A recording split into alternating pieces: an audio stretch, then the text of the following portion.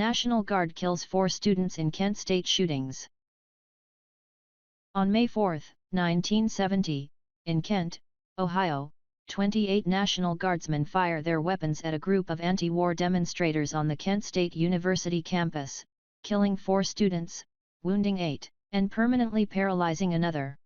The tragedy was a watershed moment for a nation divided by the conflict in Vietnam, and further galvanized the anti-war movement.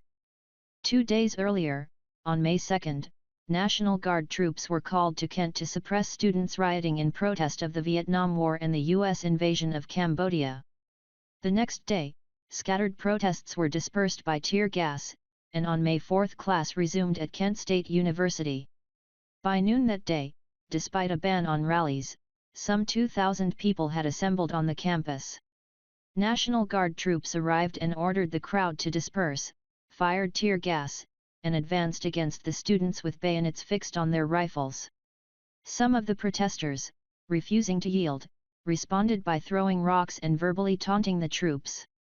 Minutes later, without firing a warning shot, the guardsmen discharged more than 60 rounds toward a group of demonstrators in a nearby parking lot, killing 4 and wounding 9. The closest casualty was 20 yards away, and the farthest was almost 250 yards away.